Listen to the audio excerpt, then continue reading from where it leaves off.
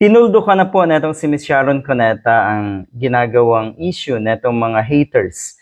Haters ni Kiko Pangilinan at syempre ng kanyang family. Family nila ni Sharon Cuneta. Marami pong pinapakalat itong mga pulahan, itong mga diehard. Alam niyo naman kung sino yung haters ng mga katulad ni Kiko, di ba?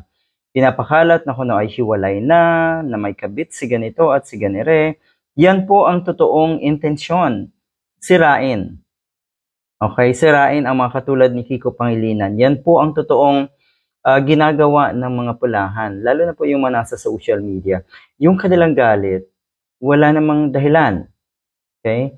Yung kanilang pagkamuhi sa mga katulad ni Kiko Pangilinan, Atty. Leni Robredo, ay totoong walang ugat. Hindi mo alam kung bakit sila galit na galit. Okay?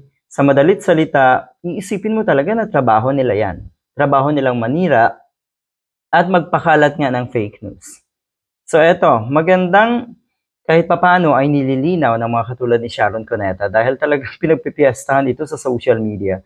Ito pong kuno ay pagkakaroon nga ng kabit ni Kiko Pangilinan.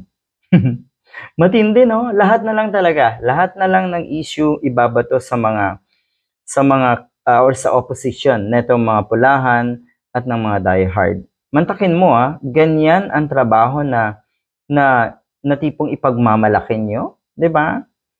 Ito 'yon. Ito po yung paglilinaw ni Miss Sharon Cuneta. I married a good and honest man. Megastar Sharon Cuneta pens a heartfelt message for her husband, former Senator Kiko Pangilinan. Yan.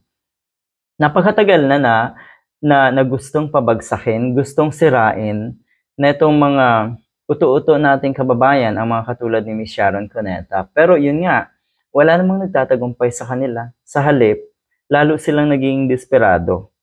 Okay? At ang resulta niyan, kung titignan natin, habang sila ay busy sa paninira at pambabatak sa mga katulad nga ni Sharon, abay, ang nagiging kapalit ay lalong yumayabong, lalong nagiging matatag ang family ni Miss Sharon Cuneta. Ito yon.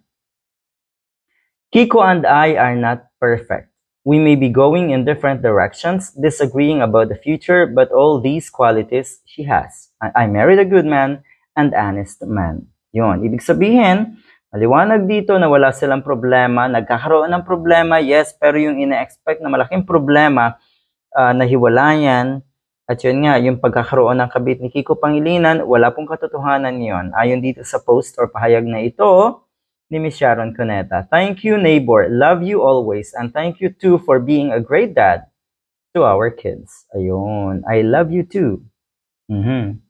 Love thy neighbor. Diba? Matindi talaga.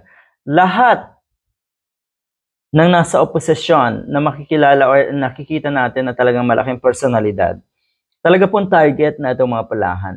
Target na itong mga diehard na nasa social media. Bakit? Trabaho nila yan.